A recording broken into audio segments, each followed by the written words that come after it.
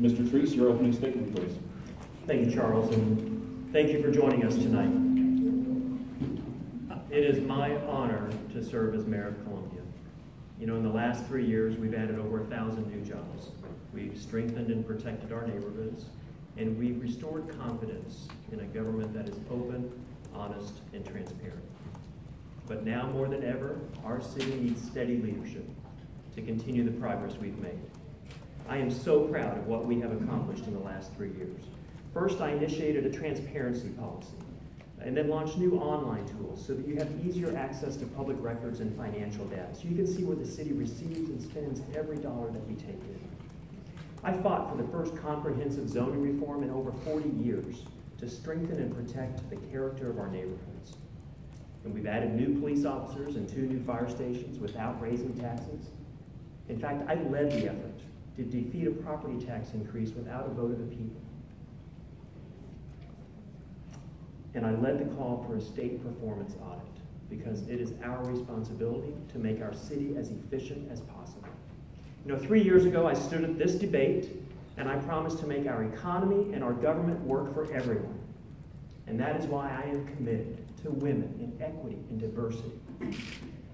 You know, since April of 2016, I am proud that our city council has voted to appoint over 200 qualified and talented women to city boards and commissions, including the first 2 women to serve on the Water and Light Advisory Board since it was created in 1964. You know, when I was elected, Columbia had a C- on the Human Rights Campaign's Municipal Equality Index. But I pushed for pro-equality and non-discrimination ordinances that helped Columbia earn a perfect score for the last 2 years in a row. And as one of only 2 cities in the state and one of only 78 in the country, being an open and welcoming city is more important now than ever. Because in the current political reality, we need to make Columbia a welcoming place to live and work. And when we do that, our economy responds enthusiastically. People want to move here. They want to send their children to college here. I'm running for mayor to continue the progress we've made, and I look forward to discussing the issues tonight. Mr. Kelly, your opening statement, please. First, thank you to the news outlets in the chamber for this debate. It's important to sponsor public discourse.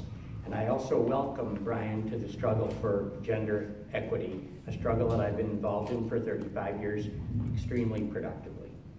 I'm immensely grateful for the opportunities that you have given me over the last 40 years to serve in public office. The record demonstrates that service has been productive for both our community and for the state of Missouri. Let's review some of that service. In 2008, when running for the legislature, I told voters that my #1 priority was the overpass at the airport.